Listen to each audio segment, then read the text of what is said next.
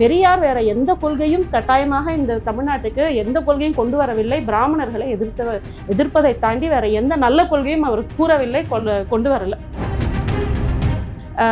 மற்ற கட்சிகள் எல்லாம் எப்பவுமே அனைத்து சமூகம் என்று சொல்லுவார்கள்.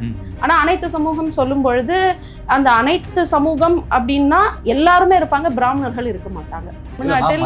திமுகவை பொறுத்தவரையில பிராமணர்களை அவர்கள் ஒருபோதும் எதிர்த்ததில்லை. எந்த இடத்தில் திராவிட கட்சிகள் பார்ப்பனர்களுக்கு பிரதிநிதித்துவத்தை புறக்கணிக்கிறது அல்லது இவர்களுக்கான எந்த ஒரு சலுகையும் அல்லது உரிமைகளையுமே கொடுக்கவில்லைன்னு எந்த இடத்துல நம்ம சொல்லுவோம்?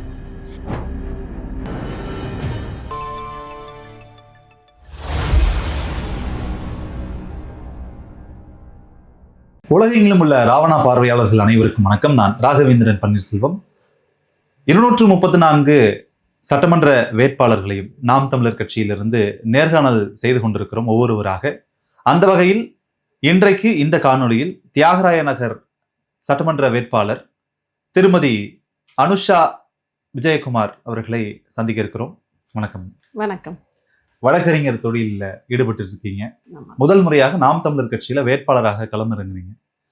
இந்த முதல் முறை வேட்பாளர் வாய்ப்பு என்பது உங்களுக்கு எப்படி என்ன உணர்த்துகிறது? ஏன்னா வழக்கறிஞர் தொழிலில் இருந்து கொண்டு அரசியலை பார்த்து கொண்டுதான் இருப்பீங்க, அரசியலில் ஈடுபட்டு கொண்டுதான் இருப்பீங்க. ஆனா வேட்பாளராக நிற்கும் பொழுது இருக்கக்கூடிய அந்த உணர்வை எப்படி பார்க்கிறீங்க? நான் சென்னை உயர்நீதிமன்றத்தில் ஒரு 14 ஆண்டுகளாக வழக்கறிஞராக பணிபுரிகிறேன். ஸோ என்னுடைய தொழிலே நீங்கள் பார்த்தீங்கன்னா அன்றாடம் மக்கள் சந்திக்கக்கூடிய பிரச்சனைகளை அவர்களுடன் பார்க்கக்கூடிய ஒரு வாய்ப்பு எனக்கு நிறைய கிடைச்சிது. ஸோ அதுதான் எனக்கு முதல்ல நம்ம ஒரு பப்ளிக் லைஃப்க்கு வரணும் அப்படிங்கிற ஒரு மோட்டிவேஷன் எனக்கு கொடுத்தது அதுதான். ஸோ அதை தாண்டி நாம் தமிழர் கட்சி அப்படின்னு சொல்லும் பொழுது இந்த கட்சியுடைய கொள்கைகளும் கோட்பாடுகளும் என்னை மிகவும் கவர்ந்த ஒரு விஷயம். அதில் குறிப்பாக சொல்ல வேண்டும் என்றால் இவர்கள் பெண்களுக்கு கொடுக்கக்கூடிய இந்த பிரதிநிதித்துவம். ஸோ அது ஒன்று. இரண்டாவது ரொம்ப தெளிவாகவும் மிக தைரியமாகவும் சொல்லக்கூடிய விஷயம், நான் இலவசங்களுக்கு ஒருபொழுதும் நாங்கள் துணை போக மாட்டோம் அப்படிங்கிறது. ஸோ இந்த ரெண்டும் என்னை மிகவும் கவர்ந்த ஒரு விஷயம் நாம் தமிழர் கட்சியை பொறுத்த மட்டில். ஸோ அப்படியாக தான் நான் இந்த கட்சிக்குள் வந்தேன். அண்ட் எனக்கு மிகவும் சந்தோஷமாக இருக்கிறது. இதற்கு நான் நமது அண்ணன் சீமான் அவர்களுக்கு மிகவும் என் நன்றிகளை முதலில் பதிவு செய்து கொள்கிறேன். பிராமண கடப்பாறையை கொண்டு திராவிட கோட்டையை இடிப்போம் அப்படின்னு திரு சீமான் அவர்கள் மேடை தூரம் சொல்லி கொண்டு வந்தார். அந்த வகையில பிராமணர்களுக்கு 6 தொகுதிகள் ஒதுக்கி இருக்கிறோம், பிரதிநிதித்துவப்படுத்துவதில் சமூக நீதியை பின்பற்றக்கூடியது நாம் தமிழர் கட்சி என்று சொல்லி இருந்தாலுமே கூட அதில் செயலில் காட்டியிருக்கிறார். அதில் நீங்க நான் ஒரு பிராமண வேட்பாளர் என்பதுல எந்த ஒரு அச்சமும் இல்லை, எந்த நெருடலும் இல்லாம நான் பெருமையா சொல்றேன் அப்படின்றதும் நீங்க பல காணொலிகள் கூட சொல்லியிருந்தீங்க, நான் பார்த்திருந்தோம். எந்த அடிப்படையில நாம் தமிழர் கட்சியை தேர்ந்தெடுத்து நாம் தமிழர் கட்சி கொடுக்கக்கூடிய இந்த பெண்களுக்கான 50% இடஒதுக்கீடு என்பதெல்லாம் எந்த அடிப்படையில நம்பிக்கை ஏற்பட்டு உள்ள வந்தீங்க? அதாவது நீங்க முதல்ல பெண்களுக்கான பிரதிநிதித்துவம் சொல்லும் பொழுது ஆரம்பத்திலிருந்தே எங்கேயுமே வாக்கு சதவீதம் குறைவாக இருக்கும் பொழுதும் சரி, படிப்படியாக நாம் முன்னேறும் பொழுதும் சரி, அந்த 50% எங்கேயுமே அவர் குறைத்ததில்லை. ஸோ ஆரம்பத்திலிருந்து அதை ஒரு ஸ்டடி ஃபாலோ மாதிரி கரெக்டாக நம்ம அதை பின்பற்றி கொண்டிருக்கிறோம். ஒன்று. இரண்டாவது பார்த்தீங்கன்னா மற்ற கட்சிகள் எல்லாமே நீங்கள் பெண்களுக்கான உரிமை, பெண்களுக்கான ஒரு உரிமைகளை பற்றி பேசுவார்களே வழிய நடைமுறையில் அவர்கள் ஒவ்வொரு வாட்டி தேர்தலில் ஆகட்டும் இல்லை செயல்முறையில் ஆகட்டும் பெண்களுக்கான பிரதிநிதித்துவம், அவர்களுக்கான உரிமைன்னு எதுவுமே நம்ம செயல்ல பார்க்க முடியாது. இப்ப நாம் தமிழரில் மட்டும்தான் அதை அதிகமாக பேசவில்லையே வழிய செயல்ல நம்ம கொண்டு வந்திருக்கோம். பேசவில்லை என்றால் பேசுவதை தாண்டி நம்ம செயல்ல அதை ஒவ்வொரு தேர்தல் பொழுதும் சரி நம்ம கரெக்டா அந்த 50% அப்படிங்கிறது பெண்களுக்கான ஒரு உரிமை அப்படிங்கிறத விட அவர்களுக்கு இது தேவையான ஒன்றுதான். இது சலுகை மாதிரி நாம் அளிக்கவில்லை இல்லையா? இரண்டாவது இந்த சமூக பிரதிநிதித்துவம் சொல்லும் பொழுது மற்ற கட்சிகள் எல்லாம் எப்பவுமே அனைத்து சமூகம் என்று சொல்லுவார்கள். ஆனா அனைத்து சமூகம் சொல்லும் பொழுது அந்த அனைத்து சமூகம் அப்படின்னா எல்லாருமே இருப்பாங்க, பிராமணர்கள் இருக்க மாட்டாங்க. மற்ற கட்சிகள் நீங்க பாத்தீங்கன்னா பிராமணர்களை அவர்களை பத்தி பேசினாலே நமக்கு ஓட்டு கிடைக்காது, அவர்களை பத்தி நம்ம சொன்னாலே நமக்கு ஓட்டு கிடைக்காது. இந்த ஆன்டி பிராமின் அப்படிங்கிற அந்த ஒரு விஷயத்த நம்ம வெளியில சொல்ல சொல்ல அதுதான் வந்து பிரபலமாக ஒரு எந்த கட்சிய குறிப்பிட்டு சொல்றீங்க? நீங்க 2 திராவிடர் கட்சி தான் இதுவரைக்கும் தமிழ்நாட்டில் மறுக்கிறாரு. திமுகவை பொறுத்தவரையில பிராமணர்களை அவர்கள் ஒருபோதும் எதிர்த்ததில்லை. இல்ல, இந்த ஆன்டி பிராமின் அப்படிங்கறத ஆரம்பிச்சது யாரு, எப்போ ஆரம்பிச்சது, யார் ஆரம்பிச்சாங்க? நமக்கு தெரிஞ்சு 1960கள் அந்த டைம்ல இருந்தே நமக்கு இந்த ஆன்டி பிராமின் மூவ்மெண்ட்டை நம்ம பாக்குறோம். அதாவது திமுகவா அதிமுகவாங்கிறத விட இந்த ஆன்டி பிராமின் மூவ்மெண்ட்டை ஸ்டார்ட் பண்ணது தொடங்கின காலகட்டங்கள்ல இருந்து இந்த 2 திராவிட கட்சிகளுமே இதற்கு துணை போனதுதான் உண்மை. ஏன்னா ஒரு இதுல கூட சொல்லுவாங்க, எம்ஜிஆர் அவர்கள் வந்து ஒரு வாட்டி திருநீர் வைக்கும் பொழுது இத கலைச்சு விட்டாரு. வெளியில வந்து நம்ம மக்கள் வந்து திருநீர் வைப்பதை பார்த்தா அப்ப வந்து நமக்கு அந்த சுவாமி பக்தி இருக்கு அப்படிங்கறது வந்து வெளிப்படையா பெரியார் கொள்கையை நான் வந்து ஃபாலோ பண்றேன் அப்படின்னு. அப்ப பெரியார் கொள்கை சொல்லும் போது பெரியாருடைய கொள்கை என்ன? பிராமணர்களை எதிர்ப்பது. பெரியார் வேற எந்த கொள்கையும் கட்டாயமாக இந்த தமிழ்நாட்டுக்கு எந்த கொள்கையும் கொண்டு வரவில்லை. பிராமணர்களை எதிர்ப்பதை தாண்டி வேற எந்த நல்ல கொள்கையும் அவர் கூறவில்லை, கொண்டு வரல. இதுதான் பெரியார் செய்தி. அறிஞர் அண்ணாதுரை அவர்கள் தலைமையில இருந்த திமுக பிராமணர்களை எதிர்க்கல அப்படிங்கிற ஒரு வரலாற்று சம்பவமே இருக்கு. 1967ல ராஜகோபாலாச்சாரி அவர்களோட கூட்டணி வச்சுதான் ஆட்சிக்கு 67 ஆட்சிக்கே வராங்க. அவரோட கூட்டணி வைத்து வராங்க. பிராமணர்கள் அவர்கள் திமுக எங்கேயுமே எதிர்க்கிற மாதிரி தெரியல. இல்ல, நீங்க அந்த கூட்டணி ஆட்சிக்கு வருகிறார்கள். அதற்கு அப்புறமாக இந்த தமிழ்நாட்டில் நடந்த அரசியல் என்ன அப்படிங்கறத நீங்க பார்க்கணும். நம்ம ஆட்சிக்கு வந்த பின்பு நாம் செய்தது என்ன? ஒவ்வொரு முறையும் பெரியாருடைய கொள்கை, தந்தை பெரியார் அவர் என்னமோ தமிழ்நாட்டுக்கு அவர்தான் வந்து எல்லா விதமான வளங்களையும் வளர்ச்சிகளையும் இந்த தமிழ்நாட்டு திட்டங்கள் கொண்டு வந்த மாதிரியும், அவர் வந்து மற்ற சென்ட்ரல் கவர்மெண்டிடம் அவர் தான் வந்து பேசி தமிழ்நாட்டுக்கு உண்டான எல்லா வளர்ச்சி திட்டங்களுக்கான நிதிகளை கொண்டு வந்த மாதிரி ஒவ்வொரு விஷயத்திலும் தந்தை பெரியார் தந்தை பெரியார் தந்தை பெரியார்னு இவர்கள். அதாவது நீங்க எப்படி சொல்றீங்கன்னா, பிராமணர்களை திராவிடியன் பார்ட்டிஸ் வந்து ஓப்பனா நாங்க எதிர்க்கல அப்படின்னா, நீங்க ஒருத்தர் வீட்டுக்குள்ள வரும்பொழுது வராதிங்கன்னு சொல்வதும் ஒன்றுதான். அவர் வீட்டுக்கு வரும்பொழுது நீங்க அமைதியாக உட்காந்து மூஞ்சி எந்த பக்கம் திருப்பிட்டாலும் அவர்களுக்கு புரிந்து கொள்வார்கள் நம்ம வந்தது இவர்களுக்கு பிடிக்கவில்லை என்று. ரெண்டும் ஒன்றுதான். ஒண்ணு நேரடியாக வெளியில போன்னு சொல்வதும் இது ஒன்றுதான், இல்ல வீட்டுக்குள் வரபோது நம்ம அவர்களை வரவேற்காமல் இருப்பதும் ஒன்றுதான். அதே மாதிரி இந்த 2 திராவிட கட்சிகளும் செய்தது என்ன அப்படின்னா, எல்லா சமூகம் சமத்துவம் சொல்வார்கள். ஆனா அந்த சமத்துவம் சமூகம் அப்படின்னு பேசும்பொழுது பிராமணர்களை அவர்கள் ஏற்றுக்கொள்ள மாட்டார்கள் சொல்வதோட அந்த பிராமண எதிர்ப்பை பேசும்பொழுது அவர்களுக்கு என்ன ஒரு எண்ணம் என்றால், நமக்கு ஓட்டு நிறைய வரும். பிராமண எதிர்ப்பை யார் அதிகமாக பேசுவாங்களோ அவங்களுக்கு நிறைய ஓட்டு, நிறைய சப்போர்ட் வந்துடும். ஆனா அதே பிராமணர்களை வைத்துதான் பூநூலை பிடித்துக் கொண்டு நான் எனக்கு வாக்களிங்கள் என்று திமுக வாக்களிங்கள் அது எலெக்ஷன். அதுதான் எலெக்ஷன். தேர்தலுக்கு மட்டும் அவர்கள் செய்வது. நாம் தமிழர் கட்சியும் தேர்தலுக்கு மட்டும் பயன்படுத்துறதா? அப்படி நாம எடுத்துக்கொள்ள முடியாது. தேர்தலுக்கு மட்டுமல்ல. இப்ப இதற்கு முன்னாடியில இருந்து இப்ப தேர்தல் போது மட்டும்தான் நமது அண்ணன் சீமான் அவர்கள் பாரதியாரை பற்றி பேசுகிறார்களா? இதற்கு முன்னாடி தேர்தலுக்கெல்லாம் முன்னாடியும் அவர் பாரதியார் பற்றி பேசிக்கொண்டுதான் இருந்தார். அவர் என்ன சொல்கிறார் என்றால், நீங்கள் பெரியாரை போற்றிய அளவுக்கு பாரதியாரை ஏன் போற்றவில்லை? திமுகவும் அதிமுகவும் எந்த அரசாக எந்த திராவிடன் கட்சியாக இருந்தாலுமே பாரதியார மற்ற கவிஞர்கள் அப்படின்னு சொல்லும்பொழுது, இல்ல இந்த மாதிரி நீங்க பெரியார் சொல்லும்போது அவரை போற்றிய அளவுக்கு அவர்கள் பாரதியாரை பெருசா போற்றவில்லை. பாரதியார் மட்டும் இல்லை, இன்னும் சொல்ல போனால் இந்த கொஞ்சம் போன வாரம் நமக்கு சைதாப்பேட்டில் ஒரு மாநாடு நடந்தது. அண்ணன் சீமான் அவர்கள் வந்து ஒரு 6 பிராமணர்கள், தமிழுக்கு தொண்டு செய்த 6 பிராமணர்களை பற்றி அவ்வளவு அழகாக விரிவாக பேசினார். உண்மையாகவே பல பிராமணர்கள், என்னை உட்பட அப்பொழுதுதான் எங்களுக்கு தெரிந்தது இவர்கள் இவ்வளவு தமிழுக்கு தொண்டு செய்தார்கள் என்று. அப்போ இன்னைக்கு இவர் பேசக்கூடிய இந்த விஷயத்தை நாம் தமிழர் கட்சி ஆட்சியில் கூட இல்லை. அப்ப ஆட்சியில் இல்லாத பொழுது நாம இவ்வளவு விஷயங்களை மக்களுக்கு சொல்லும் பொழுது, ஆட்சியில் இருந்த இந்த 2 திராவிட கட்சிகளும் மறுபடியும் அவர்கள் தான் தமிழுக்கு தொண்டு செய்தார் போல் அவ்வளவு பேசக்கூடிய 2 கட்சிகளும், செம்மொழி அப்படின்னு என்றெல்லாம் பல நிகழ்ச்சிகளை நடத்தக்கூடியவர்கள், இந்த 6 பேர் செய்த தமிழ் தொண்டை இதுவரையில் எத்தனை இந்த 8 கோடி மக்களுக்கு இதை கொண்டு சென்றிருக்கிறார்களா அப்படிங்கறத நீங்களே யோசிச்சு சொல்லுங்க. இல்ல, அது ஒரு புறக்கணிக்கப்பட்ட சமூகமாக தான் உண்மையில பார்க்கப்படுது. ஒரு காலகட்டத்துல பிராமணர்கள், பார்ப்பனர்கள் என்றாலே அனைத்து பதவிகள்லயும் உயர் பதவிகள்லயும் அவங்கதான் இருப்பாங்க. அரசு அதிகாரங்கள் எல்லாருமே அவர்கள் நிரப்பப்பட்டிருப்பாங்க. அவர்களை எதிர்ப்பதுதான் முதல் நோக்கம் அப்படின்னு திமுக போன்ற கட்சிகள் எல்லாமே தொடங்கி அது பேசிட்டு வந்தது எல்லாமே உண்மைதான். அதை மாற்று கருத்து இல்லை. ஆனால் அதற்கு பிறகு அவர்கள் அரசியல் நிலைப்பாடு எடுக்கும் போதெல்லாம் குறிப்பாக பாஜகவை ஒரு பிராமண கட்சி என்றுதான் அவர்கள் விமர்சித்தார்கள். ஆனால் பாஜகவோடு கூட்டணி வச்சாங்க. இன்றைக்கு பாஜகவை எதிர்க்கிறாங்க. அதற்கு அரசியல் காரணங்கள் பல சொல்லப்படுகிறது. அதே போல அதிமுகவை பொறுத்தவரையில ஒரு பிராமண பெண்மணியே தலைமையேற்று நடத்தி இருந்தாங்க.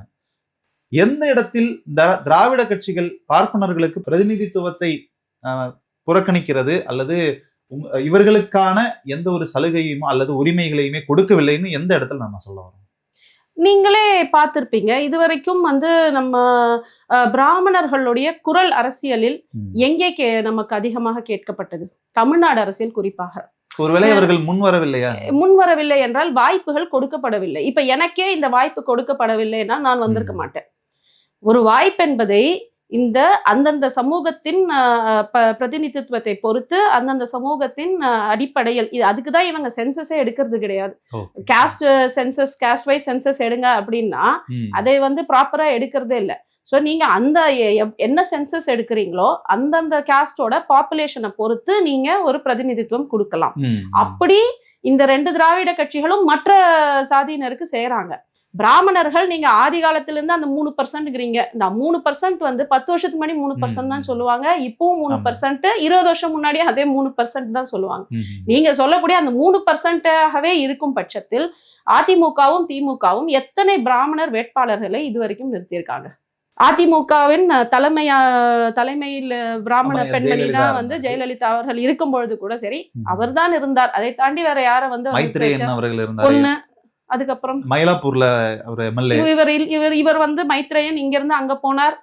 இன்னொருத்தர் திருப்பி இங்க வந்துட்டார். சோ ஒருத்தர் ரீப்ளேஸ், அதுதான் நடராஜன். அதுக்கப்புறம் சோ ஒருத்தர் போனதுக்கு அப்புறம் ஒருத்தர் ரீப்ளேஸ், அதுதான் சொல்றேன். ஸோ நீங்க ப்ரொபோஷனல் ரெப்ரசன்டேஷன் ஒன்று இருக்கு. ஒரு பாப்புலேஷனுடைய இவ்வளவு பர்சன்டேஜ் இருக்காங்கன்னா மற்ற சாதியினருக்கு வந்து அதுக்கு ஈக்குவலா நீங்க வந்து கேண்டிடேட்ஸை நிக்க வைக்கிறீங்க. பிராமணர்கள் மட்டும் ஏன் அந்த மாதிரி இல்லை?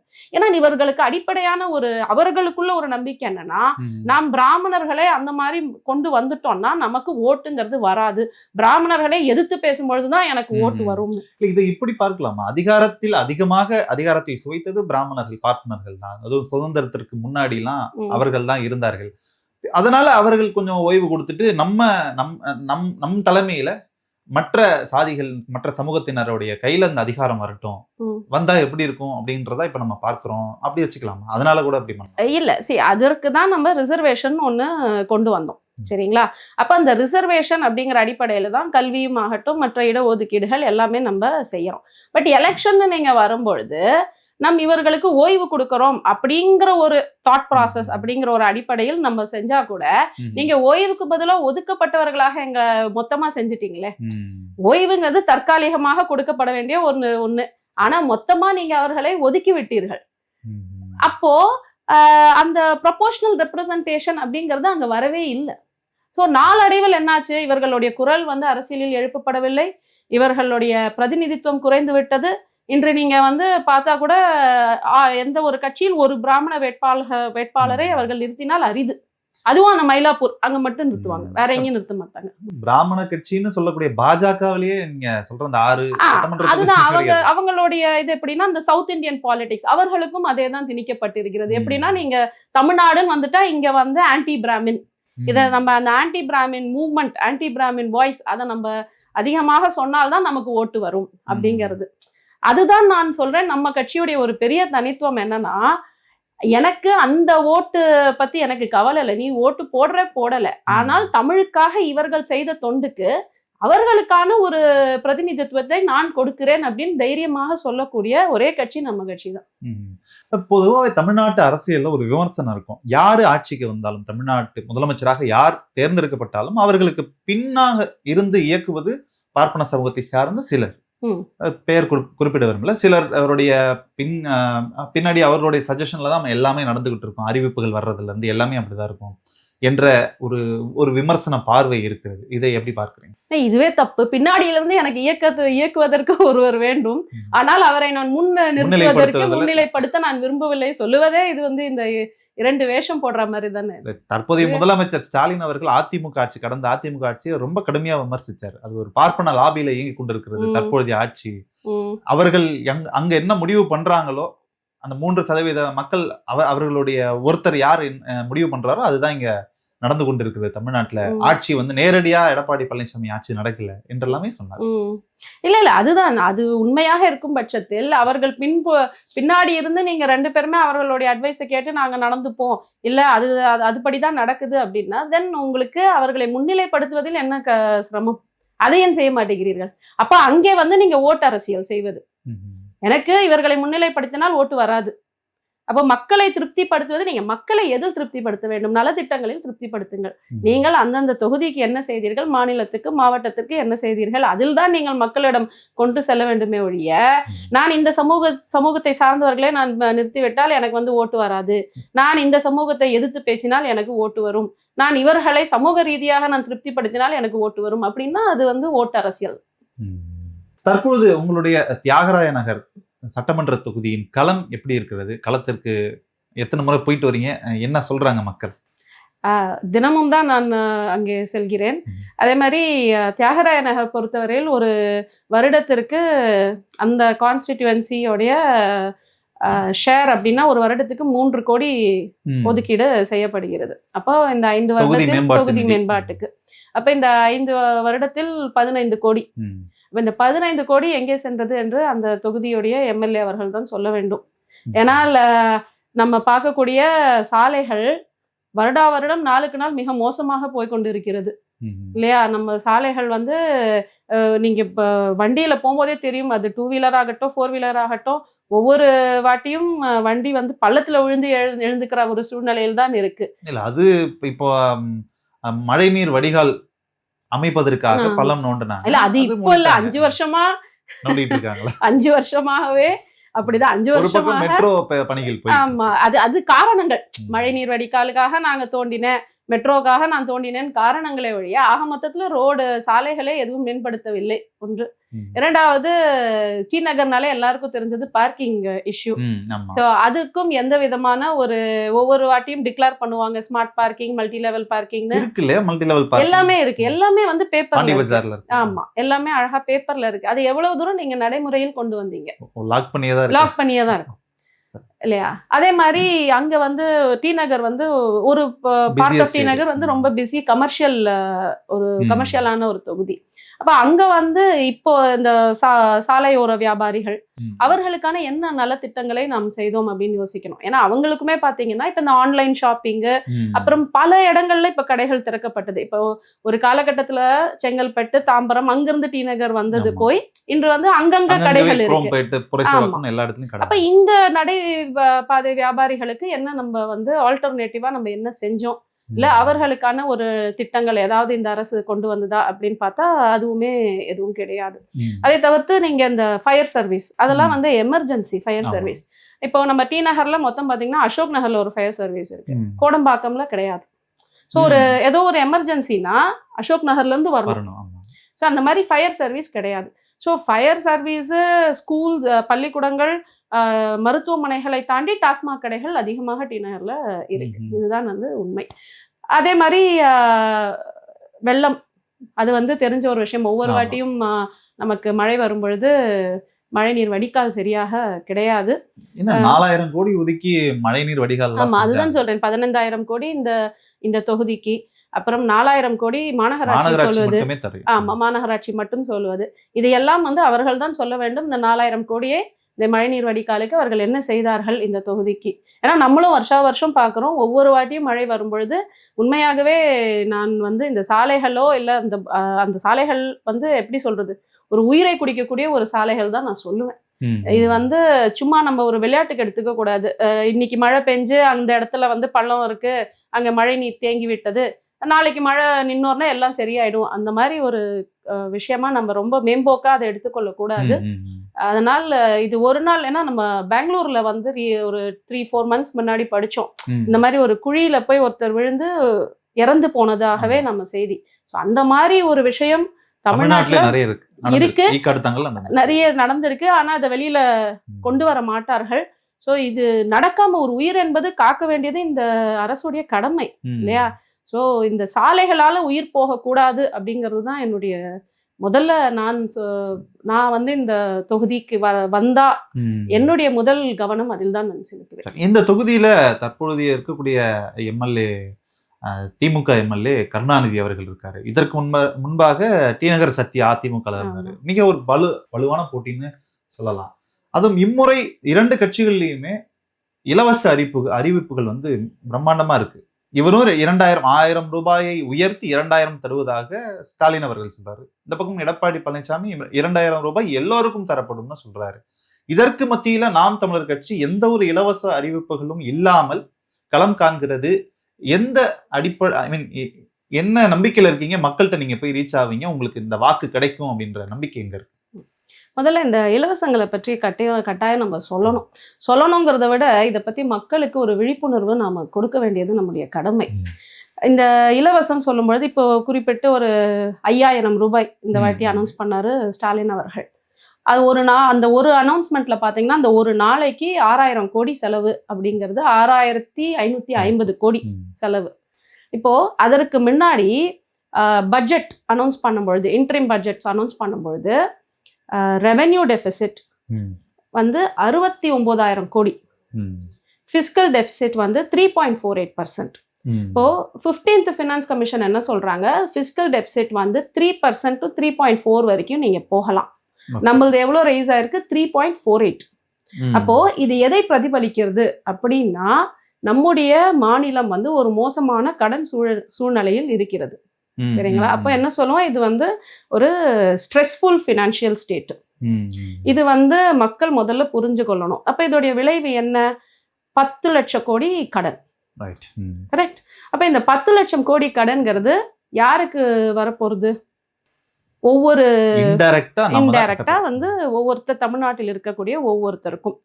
சரி, இப்போ இந்த பிசிக்கல் டெபிசிட்டோ ரெவென்யூ டெபிசிட் அப்படின்னு நம்ம சொல்லும் பொழுது இது என்ன ஆயிருக்கு? 3.48 69,000 crores இதுல வந்து இன்க்ரீஸ் ஆயிருக்கு. ஆனா அதே பட்ஜெட்ல என்ன சொல்றாங்க, இண்டஸ்ட்ரீஸ், சரிங்களா, இண்டஸ்ட்ரீஸ்க்கு கொடுக்கப்பட்ட ரெவென்யூ வந்து முதல்ல வந்து கிட்டத்தட்ட 800 கோடி, இந்த வாட்டி 396 crores கம்மியா இருக்கு. அப்ப அடுத்தது நீர்வளம்க்கு 3000 கோடி, எவ்வளவு கம்மியா இருக்கு. அப்ப எதில் நீங்கள் அதிகமாக பணத்தை நம்ம வந்து வாங்கக்கூடிய கடனை நாம வந்து இன்வெஸ்ட் பண்ணணுமோ அதுல நம்ம பண்ணல. கடன் வாங்குவது தவறல்ல. ஒரு மாநிலம் வந்து கடன் எதுக்கு வாங்கணும்னா டெவலப்மெண்டல் ப்ராஜெக்ட்ஸ்க்கு வாங்கணும். ஸோ டெவலப்மெண்ட் ப்ராஜெக்ட்ல நம்ம போட வேண்டிய பைசா எல்லாத்தையும் கம்மி பண்ணிட்டு இலவசங்கள்ல நம்ம அதிகமாக்கிட்டோம். அப்ப இதோடைய விளைவு நெக்ஸ்ட் என்ன ஆகும்? 1 லிட்டர் எண்ணெய் இன்னைக்கு 165 ரூபாய் அப்படின்னா அடுத்தது உங்களுக்கு 231 ரூபாவா ஆகும். 1 கிலோ தோரம் பருப்பு 180னா 272 ரூபாய்.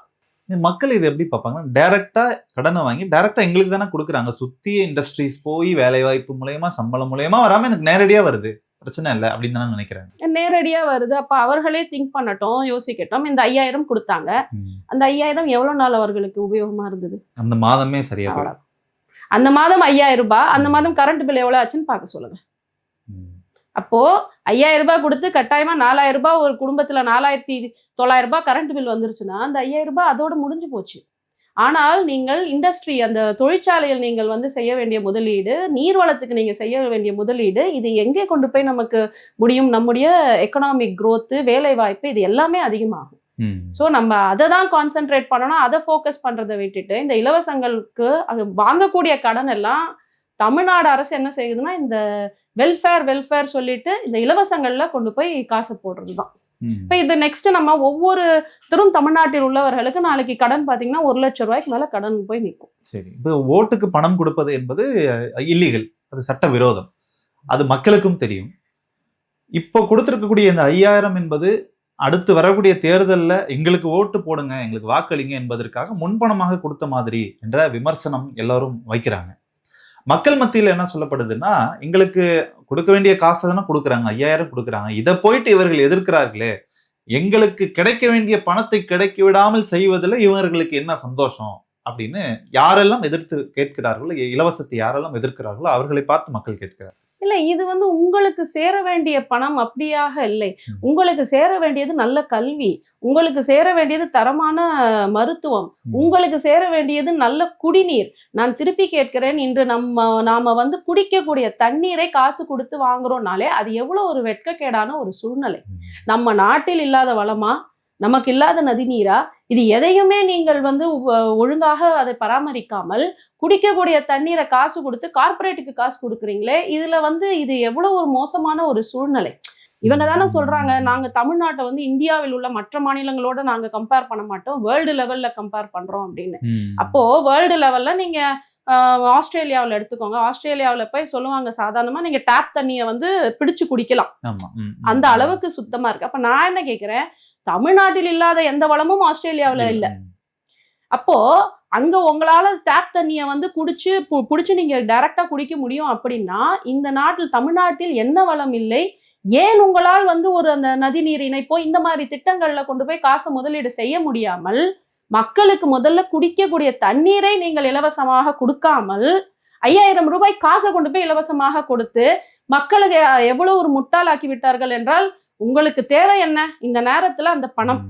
நம்ம இந்தியாவுடைய நிலைமையும் அப்படி இருக்கு. ஏன்னா ஒரு 10-20% தான் பணக்காரர்கள், மீதி உள்ள எல்லாருமே வந்து மிடில் கிளாஸ் இல்லைன்னா பிலோ பாவர்ட்டி லைன் அந்த மாதிரி தான் இருக்காங்க. ரொம்ப லோ. அப்போ அவங்களுக்கு அந்த நேரத்துக்கான தேவை என்ன, எனக்கு இந்த நேரத்துக்கு பணம் வந்தா எனக்கு ஏதோ ஒரு உபயோகமா இருக்கும் அப்படிங்கிற ஒரு சூழ்நிலையில் அவர்களும் வாழ்ந்து கொண்டு இருக்கிறார்கள். அப்போ அதை வந்து ஒரு அரசே வந்து என்ன சொல்றது, எக்ஸ்ப்ளாய்ட் பண்ற மாதிரி, கிண்டல் அடிக்கிற மாதிரி, உனக்கு தேவை என்ன பணமா இந்தா வச்சுக்கோ, அவ்வளவுதான். அந்த கொச்சைப்படுத்துறது. அப்ப அந்த நேரத்தில் அது தேவை என்று அவர்களை அடிமையாக்குவது. இது வந்து சைக்கலாஜிக்கலி மக்களை நமக்கு அடிமையாக்குற ஒரு ஸ்ட்ராட்டஜி. அவ்வளவுதான் நான் சொல்லுவேன். இப்போ மக்கள் தெரிந்து இந்த தவறை செய்யறாங்களா, அல்லது மக்கள் அரசியல் படுத்தப்படாமல் இருப்பதனால அவர்களுக்கு தெரியாமலே இதெல்லாம் நம்பிக்கொண்டிருக்கிறாங்க? இது வந்து அவர்களுக்கு தெரியாமையே நம்பிக்கொண்டு இருக்கிறது தான் நான் நினைக்கிறேன், நான் சொல்லுவேன். ஏன்னா அதனாலதான் நான் சொல்றேன், இதை பத்தின விழிப்புணர்வை நாம வந்து கட்டாயமா கொண்டு போகணும். சோ நீங்க வாங்கக்கூடிய ஒவ்வொரு பைசாவையும் தயவு செய்து நம்முடைய மேம்பாட்டுக்கு, டெவலப்மெண்ட்டுக்கு நாம உபயோகப்படுத்தணுமே வழிய அதை கொண்டு போய் இந்த ஒரு முறை நான் திருப்பியும் அவர்களை கேட்கிறேன், மக்களை நான் கேட்கிறேன், இந்த கொடுத்த ஒரு 5000 ரூபாய் உங்களுக்கு எத்தனை நாளைக்கு அது உபயோகமா இருந்தது?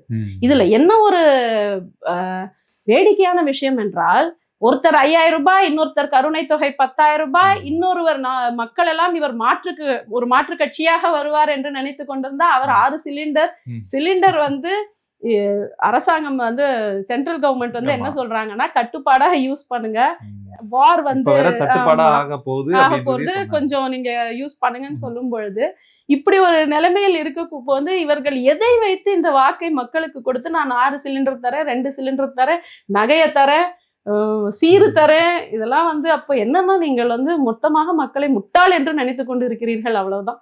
அது மக்கள் வந்து புரிந்து கொண்டு அவர்கள் வந்து வாக்களிக்க வேண்டும். சரி, இறுதியாக தியாகராய நகர் மக்கள் உங்களுக்கு வாக்களித்து உங்களை உறுப்பினராக தேர்ந்தெடுத்தால் அவர்களுக்கு நீங்கள் செய்ய போகக்கூடிய முக்கியமான 3 விஷயங்கள் என்னவா இருக்கும்? முதல்ல நான் சொன்னது வந்து நல்ல சாலை.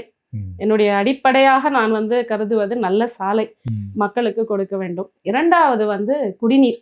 அது வந்து பேசிக், எல்லா மக்களுக்கும் அங்க உள்ளவர்களுக்கு சுத்தமான குடிநீர் போய் சேர வேண்டும். 3வது மருத்துவமும் கல்வியும் நல்ல தரமான, ஏன்னா நம்ம பார்க்கக்கூடிய விஷயங்கள் நிறைய அரசு பள்ளிக்கூடங்கள்ல வந்து டாய்லெட்ஸ் வந்து இருக்காது, இருந்தாலும் அங்க தண்ணி இருக்காது. அதே மாதிரி வந்து மருத்துவமும் அதே நிலையில் தான் இருக்கு இல்லையா? ஸோ நல்ல தரமான மருத்துவமும் கல்வியும், இது 2மே வந்து இது இன்வெஸ்ட்மெண்ட் என்னை பொறுத்த வரைக்கும். இதை நீங்க நல்லா கொடுத்தாலே அதுவே வந்து மக்களுக்கு ஒரு பெரிய வரப்பிரசாதம் என்று நான் நினைக்கிறேன்.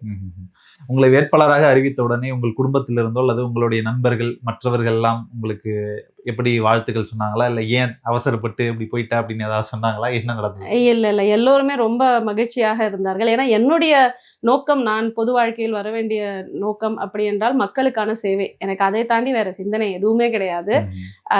அதே தான் என்னுடைய கட்சியின் கோட்பாடும், மக்களுக்கான சேவை, மக்கள் மயப்படுத்தின ஒரு ஆட்சி. அதனால எல்லோருக்குமே அதில் மிகவும் மகிழ்ச்சி. ஆமா, உடன்பாடு. அரங்கத்திற்கு வந்து தங்களுடைய கருத்துக்களை பகிர்ந்தமைக்கு மிக்க நன்றி. நன்றி. உலகெங்கிலும் உள்ள ராவணா பார்வையாளர்கள் அனைவருக்கும் வணக்கம். நான் ராகவேந்திரன் பன்னீர்செல்வம்.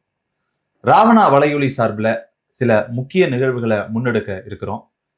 அதற்காக உங்களுடைய பங்களிப்பை அளிக்க வேண்டும் என நீங்கள் நினைத்தீர்கள் என்றால் கீழே இருக்கக்கூடிய வங்கி எண்ணிற்கோ அல்லது யூபிஐ ஐடிக்கோ உங்களுடைய பங்களிப்பை தாராளமாக செலுத்தலாம். நன்றி.